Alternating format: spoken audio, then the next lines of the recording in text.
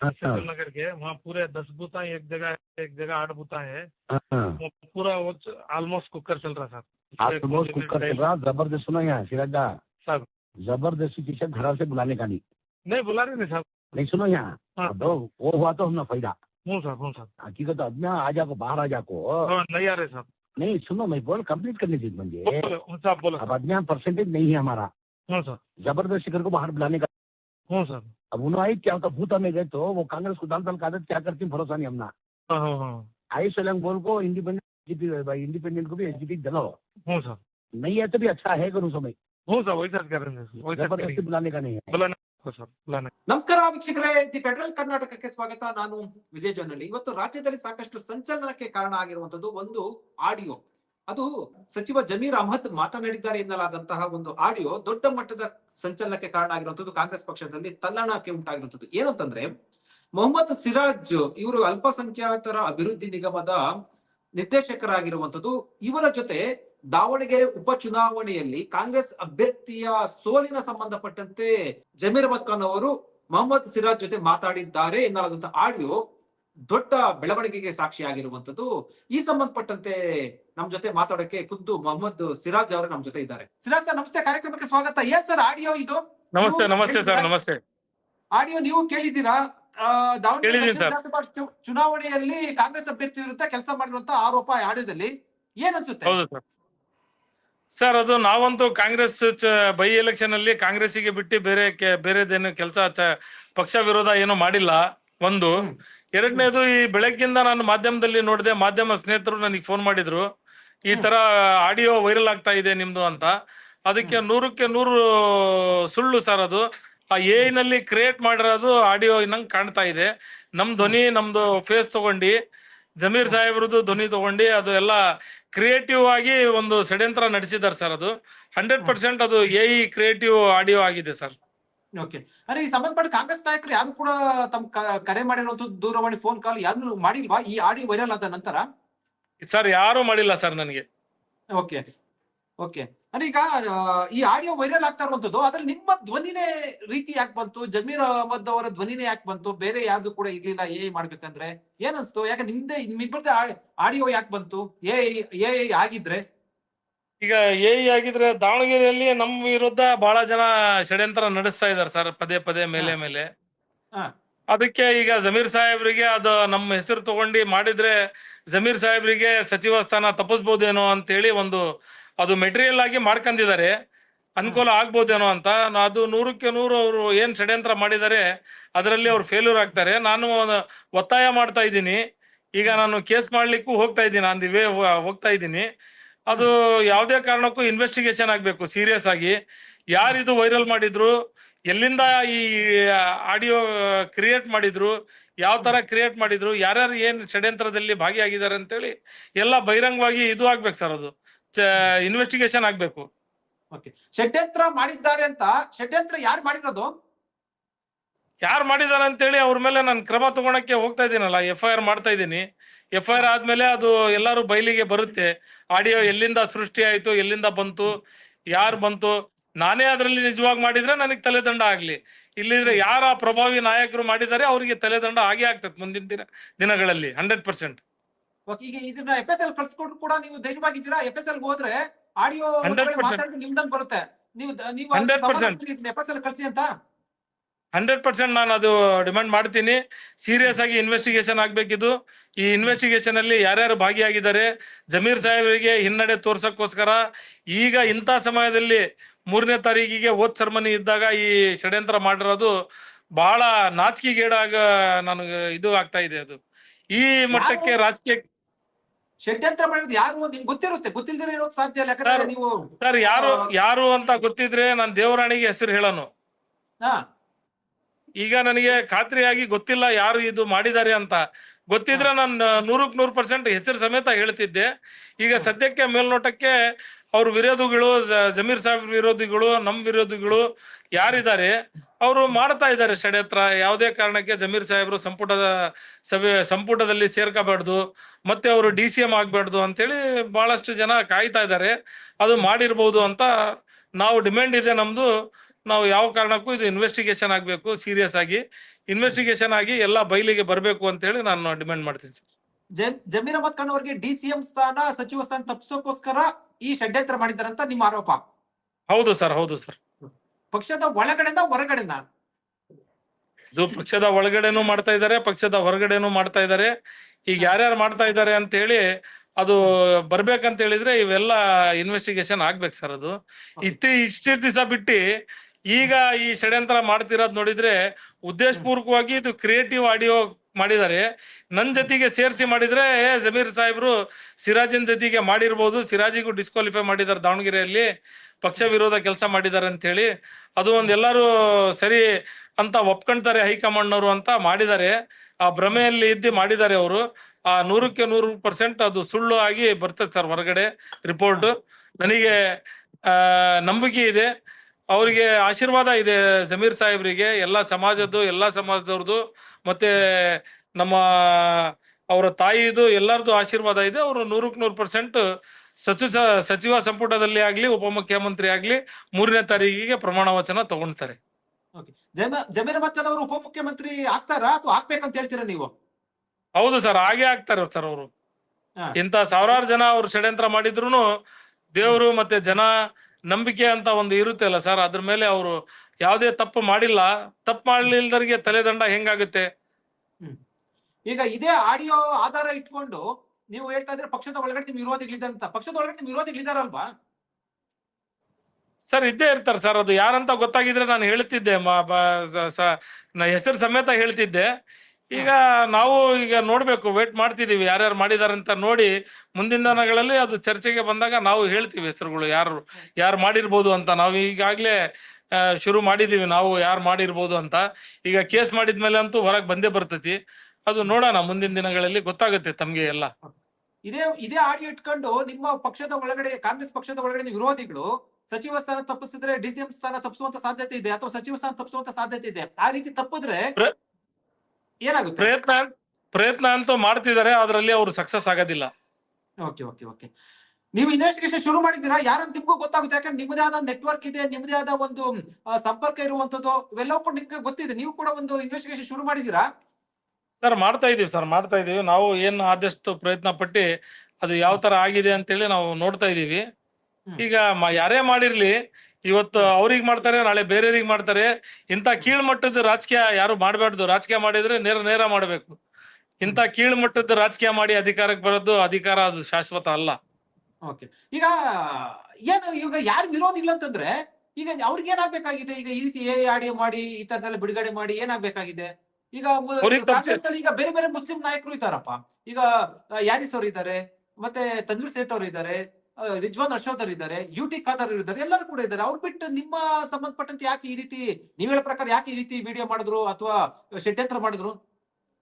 ಈಗ ಯುಟಿ ಖಾದರ್ ಸಾಹೇಬ್ರಾಗ್ಲಿ, ತನ್ವೀರ್ ಸೇಠ್ ಸಾಹೇಬ್ರಾಗ್ಲಿ, ಬೇರೆಯವರಾಗ್ಲಿ, ಅವರು ಹಾರಿಸ್ ಸಾಹೇಬ್ರದಾಗ್ಲಿ, ಇಲ್ಲಿ ಆ ಹೆಸರುಗಳು ಅವಾಗ ಬರ್ಲಿಲ್ಲ. ಅಸಮಾಧಾನದ ಹೊಗೆನಲ್ಲಿ ಜಮೀರ್ ಸಾಹೇಬ್ರದ್ದು ಹೆಸರು ಬರ್ತಾ ಇತ್ತು.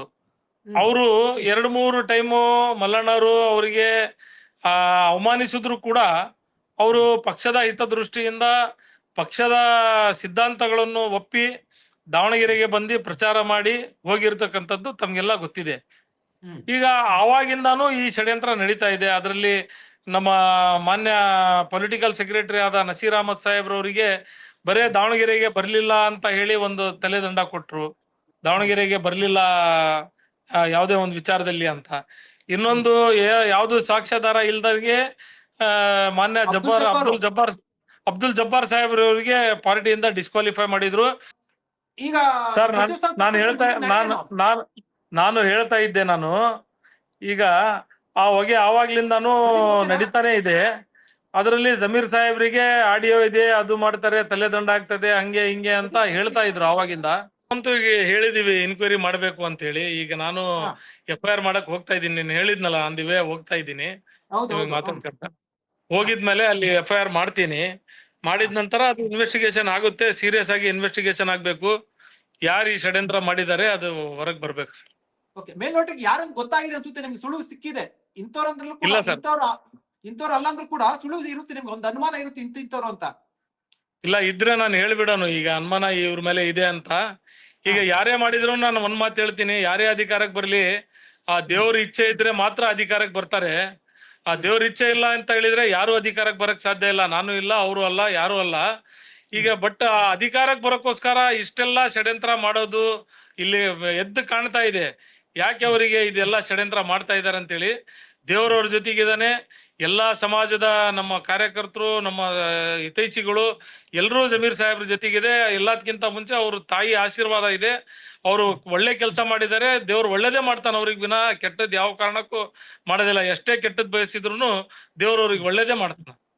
ಸಿರಾಜ್ ಸರ್, ನಿಮ್ಗೆ ನೇರವಾಗಿ, ಯಾಕಂದ್ರೆ ನೀವು ಮುಚ್ಚುಮರೆ ಇಲ್ದಿರ ಮಾತಾಡೋಂತವ್ರು, ಕಾಂಗ್ರೆಸ್ ಪಕ್ಷದ ಒಳಗಡೆ ಮುಸ್ಲಿಂ ಸಮುದಾಯದ ಕೆಲವು ಮುಖಂಡ್ರೆ ಜಮೀರ್ ಅವರ ವಿರುದ್ಧ ಇದ್ದಾರೆ ಅನ್ನೋದು ಸರಿನಾ, ಸತ್ಯನಾ?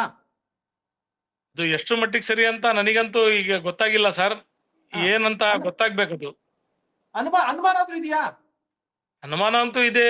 ಈಗ ಎಲ್ಲರೂ ಷಡ್ಯಂತ್ರ ಮಾಡ್ತಿದ್ದಾರೆ, ಅದ್ರಲ್ಲಿ ಯಾರ್ಯಾರು ಭಾಗಿಯಾಗಿದ್ದಾರೆ ಯಾರ್ಯಾರು ಇಲ್ಲ ಅಂತ ಇಡೀ ಸಮಾಜ ನೋಡ್ತಾ ಇದೆ. ಸಮಾಜಕ್ಕೆ ಗೊತ್ತಾಗ್ತದೆ, ಸಮಾಜ ಅವರಿಗೆ ಚೀಮಾರಿ ಹಾಕ್ತದೆ ಇವತ್ತಿಲ್ಲ ನಾಳೆ. Okay okay. ಬಟ್ ಅದು ನಿಮ್ಗೆ ದಾವಣಗೆರೆಯಲ್ಲಿ ಕಡಿಮೆ ಮತಗಳಿಂದ ಬಂದಿರುವಂತದ್ದು 28,000 STPI ಹೋಯ್ತು.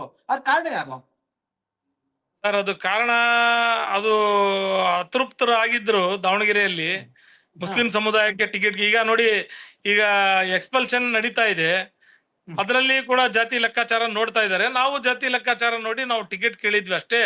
ಅದು ಒಂದು ತಪ್ಪು ಬಿಟ್ರೆ ನಮ್ದೇನು ತಪ್ಪಿಲ್ಲ. ನಾವು ಸಮುದಾಯ ಟಿಕೆಟ್. ಜಮೀರ್ ಅಹಮದ್ ಖಾನ್ ಅವರಿಗೆ ಉಪಮುಖ್ಯಮಂತ್ರಿ ಸ್ಥಾನ ಕೊಡ್ಲಿಲ್ಲ ಅಂತ ಇಟ್ಕೊಳ್ಳಿ, ಏನು ನಿಮ್ಮ ಅಭಿಪ್ರಾಯ ಏನು ಸರ್? ಅವರಿಗೆ ಕೊಳ್ಳೇಬೇಕು, ಅನ್ಯಾಯ ಮಾಡ್ದಂಗ ಆಗುತ್ತೆ. ಅವರು ಇಡೀ ರಾಷ್ಟ್ರದ ನಾಯಕರು, ರಾಜ್ಯ ನಾಯಕರಲ್ಲ.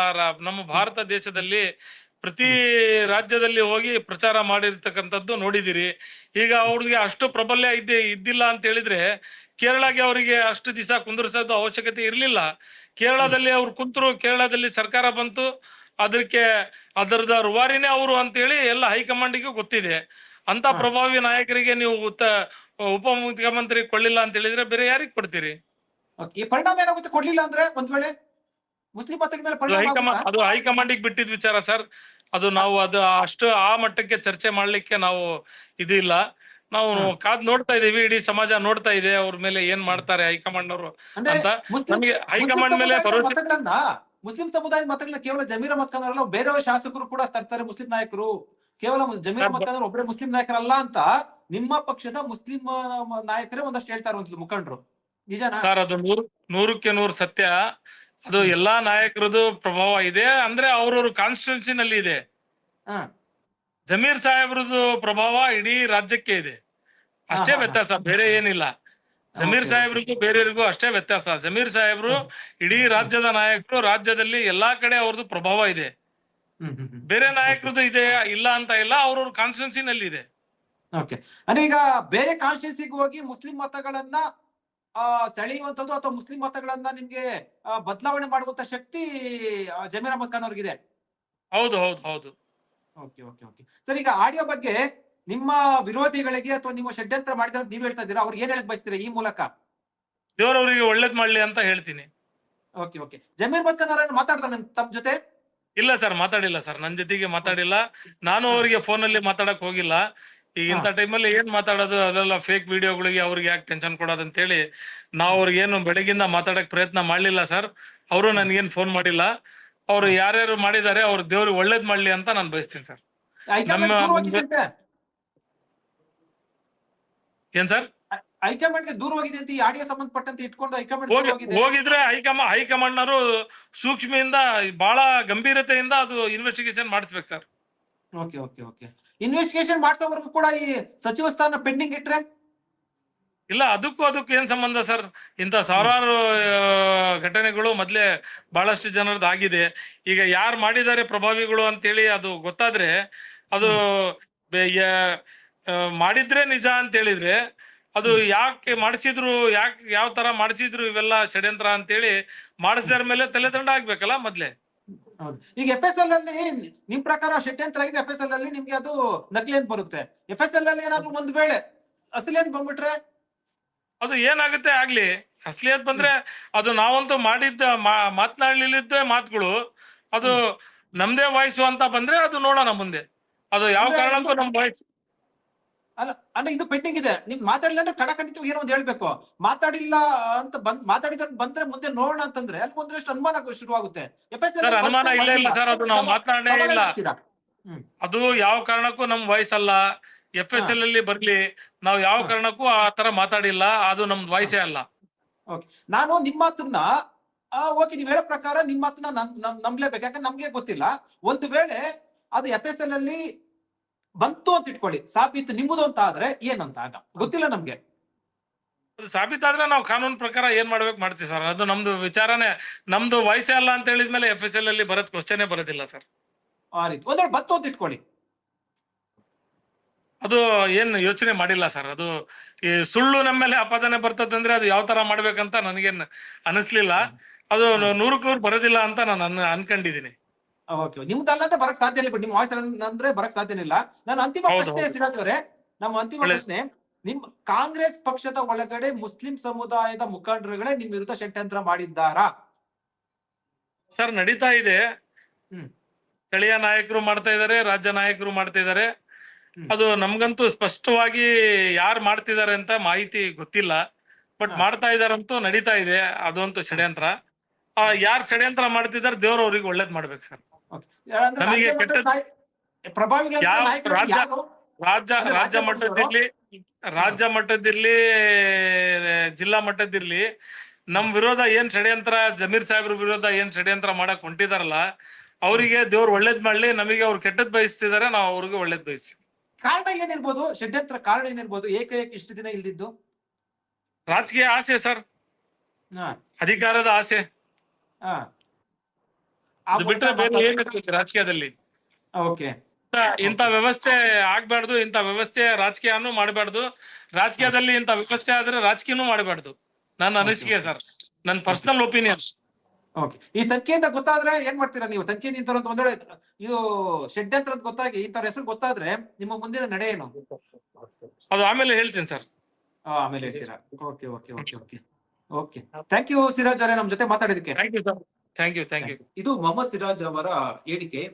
ದಿ ಫೆಡರಲ್ ಕರ್ನಾಟಕದ ಸಂದರ್ಶನದಲ್ಲಿ ಅವರು ಬಹಳ ಸ್ಪಷ್ಟವಾಗಿ ಹೇಳಿರುವಂತದ್ದು, ಈ ಆಡಿಯೋ ನನ್ನದಲ್ಲ, ಇದು ಫೇಕ್ ವಿಡಿಯೋ, ನಕಲಿ ವಿಡಿಯೋ. ಇದರ ಹಿಂದೆ ದೊಡ್ಡ ಷಡ್ಯಂತ್ರ ಇದೆ. ಕಾಂಗ್ರೆಸ್ನ ಕೆಲವು ಮುಸ್ಲಿಂ ನಾಯಕರೇ, ರಾಜ್ಯ ಮತ್ತು ಸ್ಥಳೀಯ ಮಟ್ಟದ ಮುಸ್ಲಿಂ ನಾಯಕರೇ ಜಮೀರ್ ಅಹಮದ್ ಖಾನ್ ವಿರುದ್ಧ ಷಡ್ಯಂತ್ರ ಮಾಡ್ತಾ ಇದ್ದಾರೆ. ಜಮೀರ್ ಅಹಮದ್ ಖಾನ್ ಅವರನ್ನ ಡಿಸಿಎಂ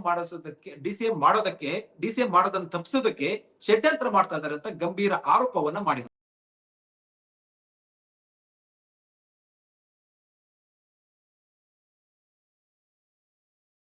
ಹೆಚ್ಚಿನ ಸುದ್ದಿ ಅಪ್ಡೇಟ್ಗೆ ಈಗಲೇ the federal Karnataka YouTube page ಅನ್ನು ಸಬ್ಸ್ಕ್ರೈಬ್ ಮಾಡಿ.